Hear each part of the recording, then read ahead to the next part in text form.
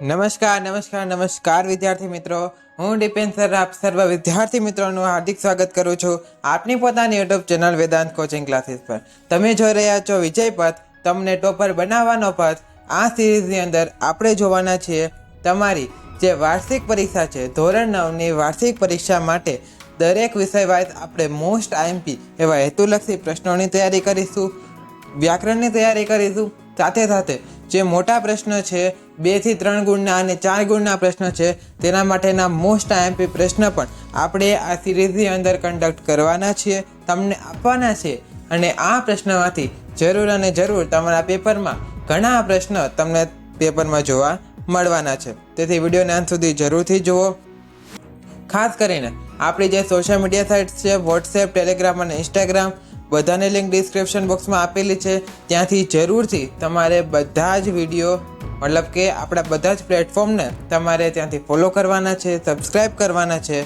અને સાથે સાથે આપણી જે યુટ્યુબ ચેનલ છે તેને પણ તમારે ખાસ સબસ્ક્રાઈબ કરી લેવી, જેટલા પણ નવા વિડીયોઝ મૂકીએ તેની નોટિફિકેશન તમારા સુધી પહોંચી રહે અને તમે ટોપર બનવાના પથ પર તમે આગળ વધો. આ મિત્રોને તમારા મિત્રો સાથે અત્યારે જ શેર કરી દેજો, જેથી તેઓ પણ આ વિડીયોનો લાભ લઈ શકે.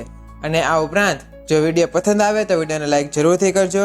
આજના વિડીયોમાં આપણે જોઈ રહ્યા છીએ ધોરણ 9ના ગુજરાતી વિષયના વિભાગ એ જે ગદ્ય વિભાગ છે તેના હેતુલક્ષી પ્રશ્નો અને 2 અને 3 ગુણના પ્રશ્નો બધું જ આજના વિડીયોમાં જોવાના છે. વિડીયોને અંત સુધી જરૂરથી જુઓ, વિડીયો તમને જરૂરથી પસંદ આવશે. તો વધુ સમય ન લેતા ચાલો વિડીયોની શરૂઆત કરીએ. વિભાગ એ જે છે તમારો ગદ્ય વિભાગ, આપણે ગદ્ય વિભાગથી શરૂઆત કરશું. સૌ પ્રથમ જો હું જોડકાની વાત કરું તો તમારે સૂચના આ રીતે હોય છે કે નીચેના જોડકા યોગ્ય રીતે જોડીને ફરીથી લખો, જેમાં તમારે પ્રત્યેકનો 1 ગુણ હોય છે. તેમાં તમારે 4 પ્રશ્નો પૂછાય છે. પ્રશ્ન ક્રમાંક તેના 1, 2, 3 અને 4 છે. તો આપણે શરૂઆત કરીએ કે સૌપ્રથમ પાત્ર અને ઉક્તિ. અહીં આપણે જે છે તમને આઈએમપી તરીકે તમારે કુલ 4 થી 5 પ્રકારના જે જોડકા આવે છે તે 4 થી 5 પ્રકારના એક જોડકા લીધેલ છે.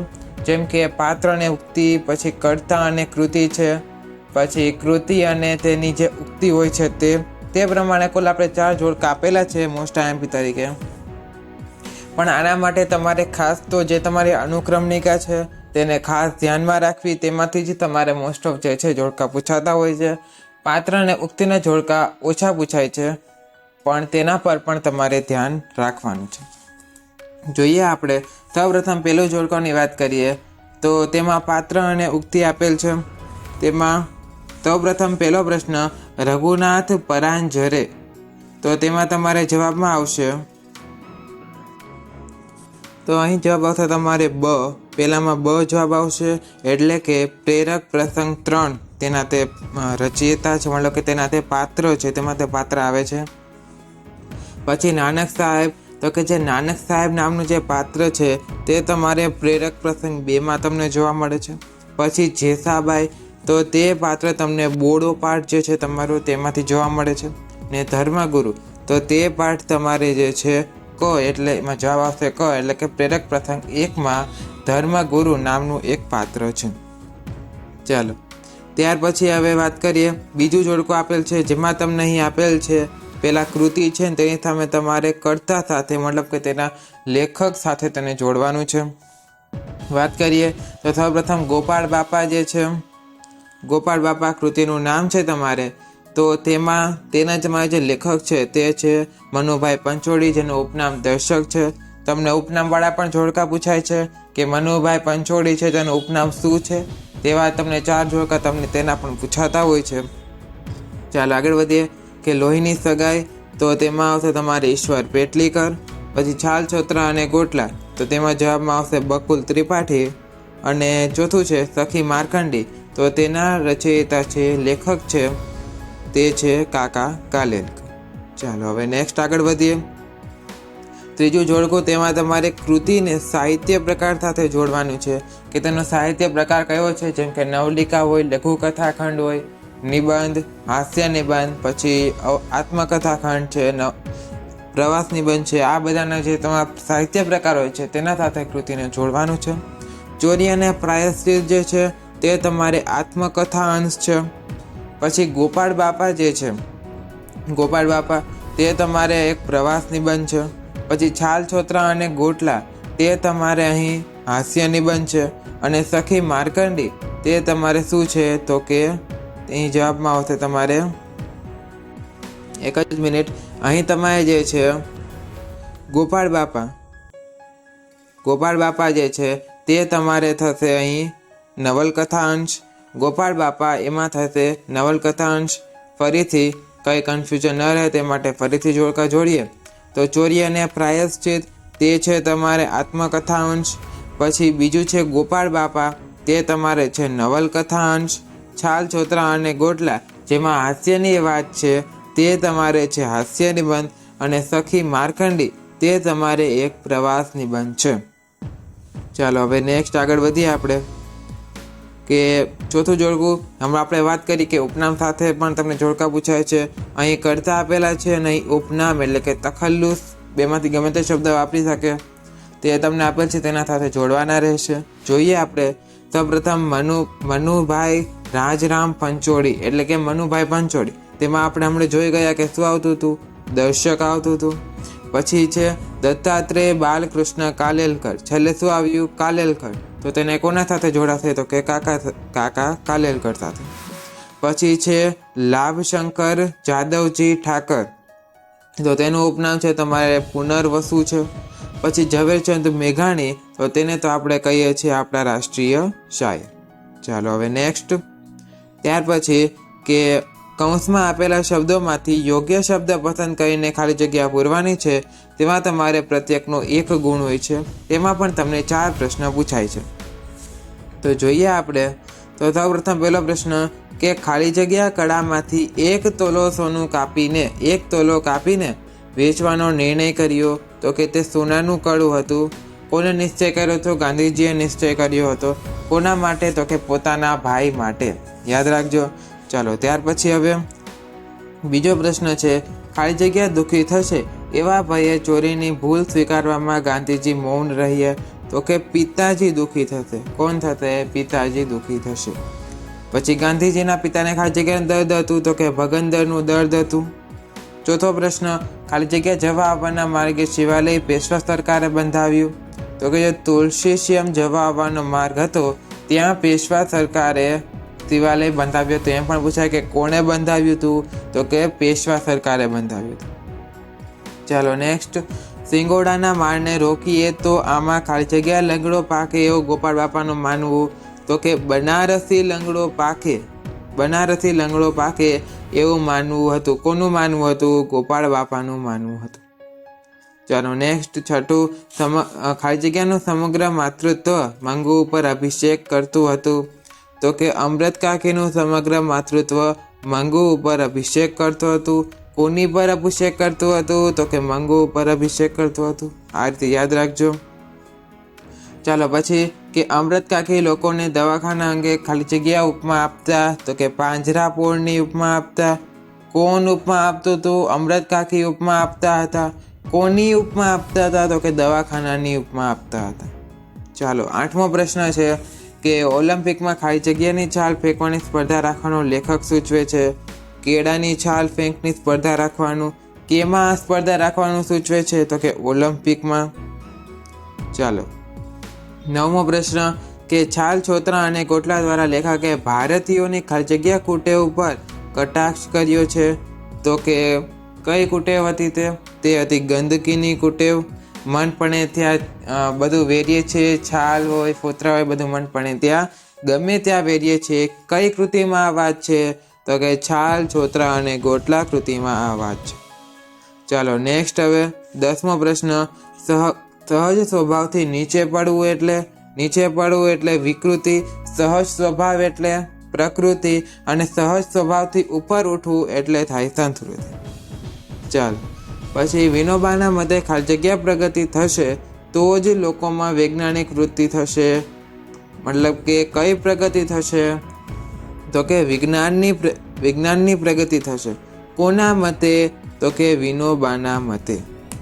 ચાલો પછી 12મો પ્રશ્ન કે માર્કંડી ખાલી જગ્યાના ડુંગરમાંથી આવે છે. માર્કંડી જે છે તે વૈજનાથના ડુંગરમાંથી આવે છે. વૈજનાથના ડુંગરમાંથી ખાલી જગ્યા આવે છે તો કે માર્કંડી આવે છે. પછી મૃકંડુ દંપતીએ 16 વર્ષ જીવનાર ખાલી જગ્યા બાળકનો વરદાન પસંદ કર્યો. કેવો બાળક? તો કે સદગુણી બાળક. જો તે વધારે જીવે તો તે બાળક કેવો હોય? તો કે તે મૂઢ બાળક હોય. ચાલો ત્યાર પછીનો પ્રશ્ન કે જંતુ જગતના દર્શન માટે રાતનો શાંત ખાલી જગ્યા સમય યોગ્ય છે.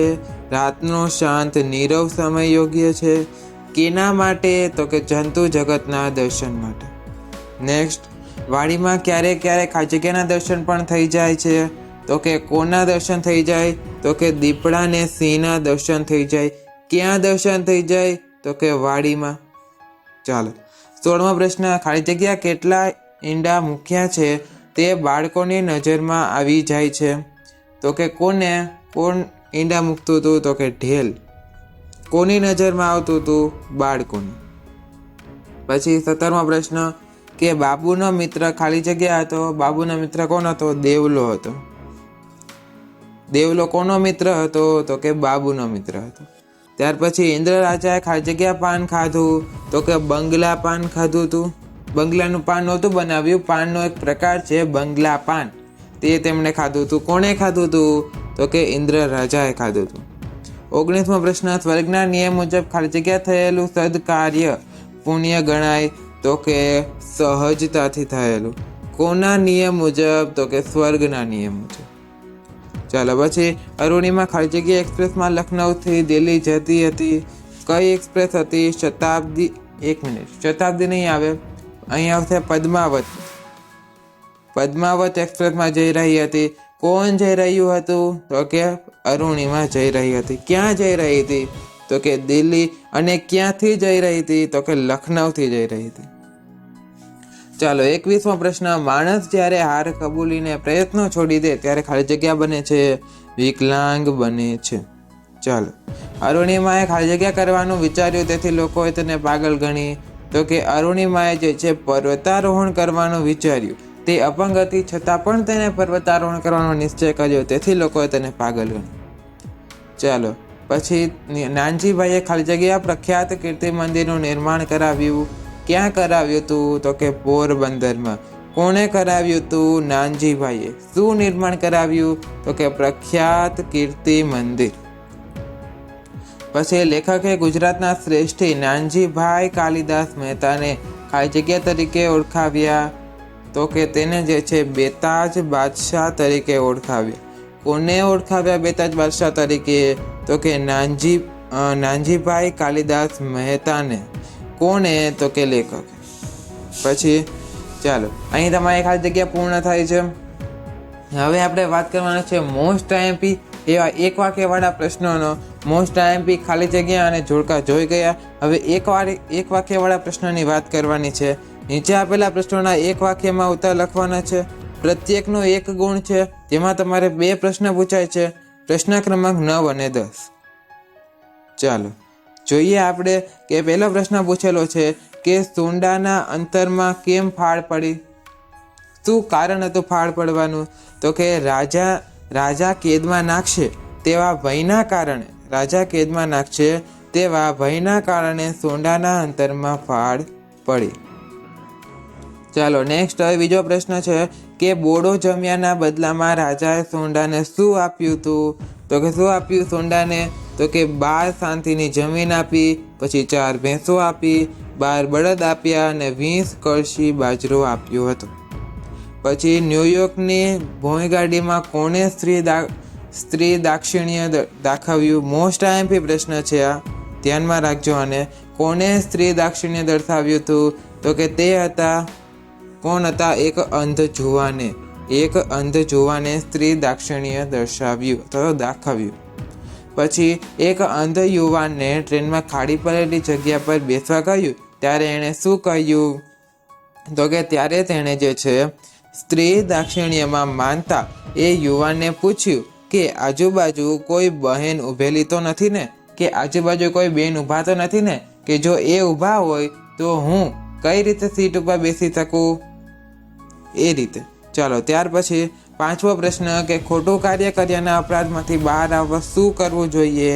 તો કે જોખમ ખેડીને પણ દોષ કબૂલ કરવો જ જોઈએ. પછી છઠ્ઠો પ્રશ્ન છે કે સોનાના કડામાંથી 1 તોલો સોનું કાપીને વેચવાની ઘટનાની ગાંધીજી પર શી અસર થઈ હતી? તો કે ગાંધીજી માટે જે છે આ ઘટના શું થઈ? અસહ્ય થઈ પડી. ત્યાર પછી ચોરી ન જ કરવાનો એમણે શું કર્યો? નિશ્ચય કર્યો. સાતમો પ્રશ્ન છે કે ગોપાળ બાપા શાનો વેપાર કરતા? તો કે હરિ નામનો વેપાર કરતા હતા. પછી કે મહારાજા સયાજીરાવમાં કઈ શક્તિ હતી? માણસ પારખું હતા, એટલે કે માણસને પારખવાની તેનામાં શક્તિ હતી. પછી અમૃત કાકી લોકોને દવાખાના અંગે શાની ઉપમા આપતા? તો કે હમણાં જ વાત કરી ખાલી જગ્યામાં કે પાંજરાપોળની ઉપમા આપતા. પછી અમૃત કાકી મંગુની નાતમાં વટલાઈ ગયા એટલે શું? તો કે અમૃત કાકી પણ જે છે મંગુની જેમ ગાંડા થઈ ગયા. પછી બકુલ ત્રિપાઠીના મતે ભારત દેશમાં આપણે કઈ નવી સંસ્કૃતિ વિકસાવી છે? તો કે આપણે જે છે છાલ છોતરા અને ગોટલાની નવી સંસ્કૃતિ આપણે વિકસાવી છે. 12મો પ્રશ્ન છે કે બકુલ ત્રિપાઠીના મતે મગફળીના ફોતરા આપણે ક્યાં વેરીએ છીએ? તો કે આપણે જે છે બગીચામાં, શાળાના વર્ગમાં, થિયેટરમાં, એમ તમામ જગ્યાએ મન થાય ત્યાં વેરીએ છીએ. 13મો પ્રશ્ન છે વિકૃતિઓ ક્યારે ક્ષીણ થતી જશે? આ પણ મોસ્ટ આઈએમપી પ્રશ્ન છે. તો માણસમાં વૈજ્ઞાનિક વૃત્તિ જેમ જેમ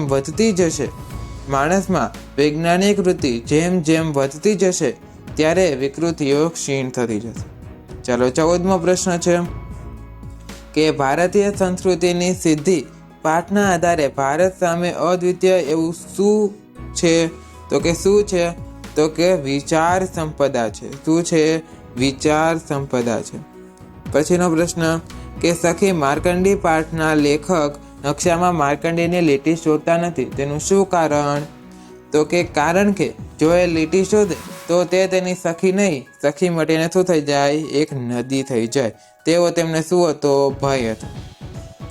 ચાલો 16મો પ્રશ્ન કે મહાદેવે મૃકંડુ ઋષિને વરદાનમાં કેવું બાળક આપવા કહ્યું? તો કે મહાદેવે મૃકંડુ ઋષિને વરદાનમાં 16 વર્ષ સુધી જીવનાર સદગુણી બાળક અથવા તો 100 વર્ષ જીવનાર મૂઢ બાળક આપવા કહ્યું. 17મો પ્રશ્ન છે કે વાડીમાં ક્યારેક ક્યારેક કયા હિંસક પ્રાણીઓના દર્શન થઈ જાય? હમણાં જ ખાલી જગ્યામાં જોયું, ક્યાં હતા? તો કે દીપડા અને સિંહ જેવા હિંસક પ્રાણીઓના દર્શન થઈ જાય. ચાલો પછી જંતુ જગતના દર્શન માટે કયો સમય વધારે યોગ્ય છે? તો કે રાતનો શાંત નીરવ સમય વધારે યોગ્ય છે. બાબુનું કયું પુણ્ય કર્મ તેને સ્વર્ગમાં લઈ ગયું? વર્ગમાં તો બધા છે, સ્વર્ગમાં લઈ ગયું. તો કે બાબુએ પેશાબ કરતા 2 ડગલા ખસીને એક કીડીને મરતા બચાવી, તેનું આ પુણ્ય કર્મ તેને સ્વર્ગમાં લઈ ગયું. ચાલો 20મા પ્રશ્નની વાત કરીએ તો કે અરુણિમાના સંકલ્પના આધારે તમે શું સંકલ્પ લેશો? તો કે જીવનમાં ગમે તેવી મુશ્કેલીઓ આવે પણ નિરાશ થવાને બદલે અમે તેનો હિંમત અને ધૈર્યથી સામનો કરીશું. આ સંકલ્પ લેવાનો છે ને ફરજિયાત છે. ચાલો 21મા પ્રશ્નની વાત કરીએ કે તમે મારા ભલા માટે મારો પગ કાપશો ને, હું સહન કરી લઈશ. આ વાક્યમાં અરુણિમાનો કયો ગુણ જોવા મળે છે? તો કે અડગતાનો ગુણ જોવા મળે છે. લેખકે યુગાન્ડાના બેતાજ બાદશાહ તરીકે કોને ઓળખાવ્યા? તો કે નાનજી કાલિદાસ મહેતાને. આપણે ખાલી જગ્યામાં જોઈ ગયા, અથવા તો આને આપણે જોડકામાં જોયું હતું. પછી 23મો પ્રશ્ન કે નાનજીભાઈના મતે કેવી સમાજ રચના ભારતને મહાન બનાવશે?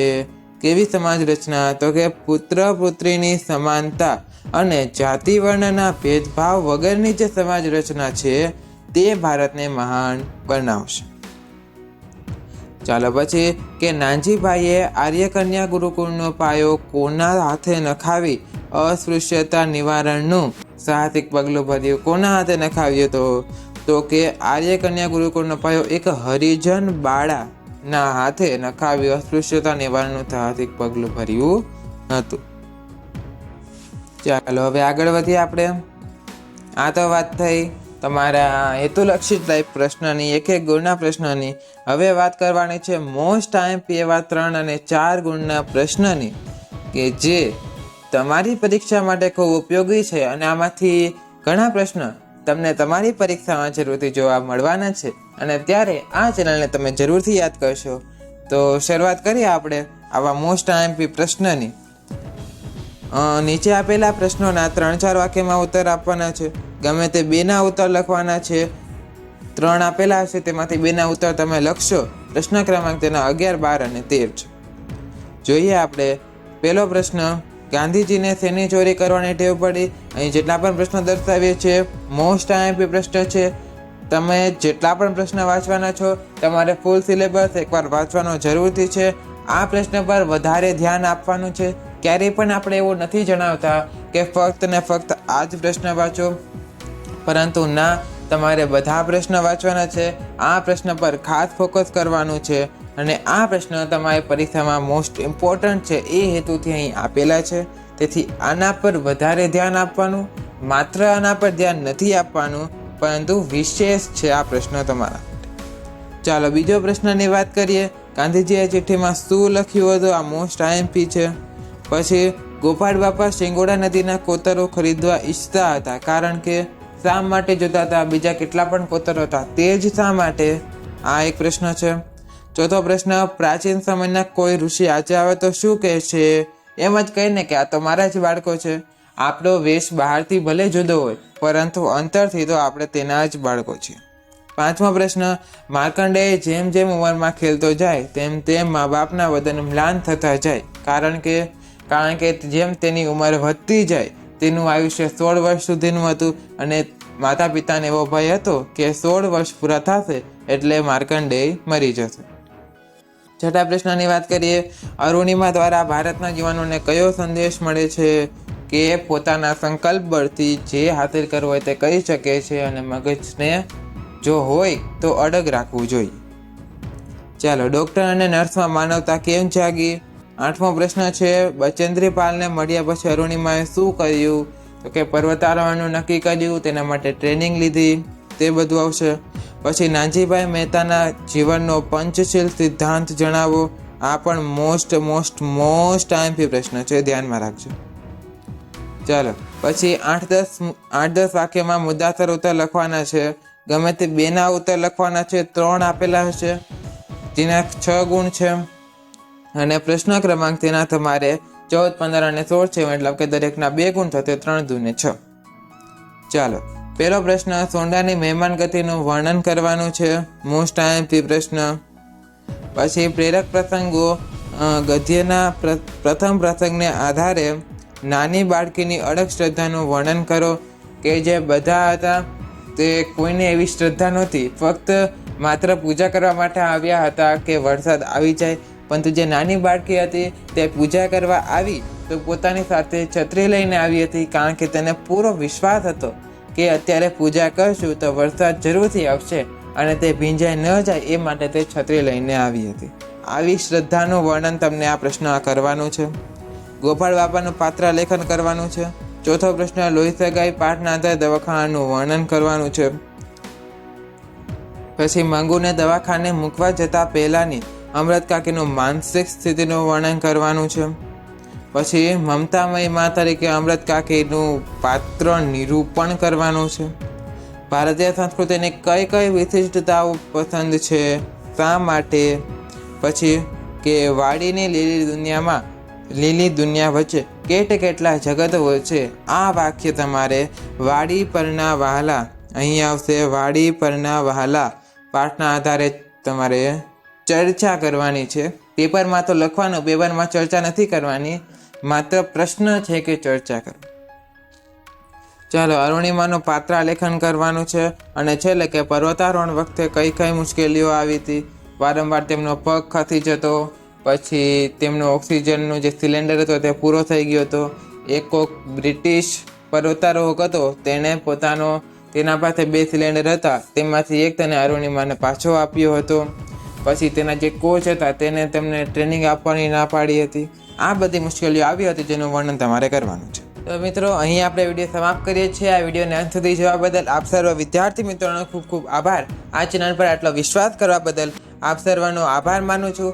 આ વિડીયો તમારી પરીક્ષા માટે ખૂબ ઉપયોગી થશે એવી અમને આશા છે અને તમને પણ અમારા પર જરૂરથી વિશ્વાસ હશે. તો હવે મળીશું નેક્સ્ટ વિડીયોમાં કંઈક નવા કન્ટેન્ટ સાથે. ત્યાં સુધી થેન્ક્સ ફોર વોચિંગ. જય હિન્દ, વંદે માતરમ.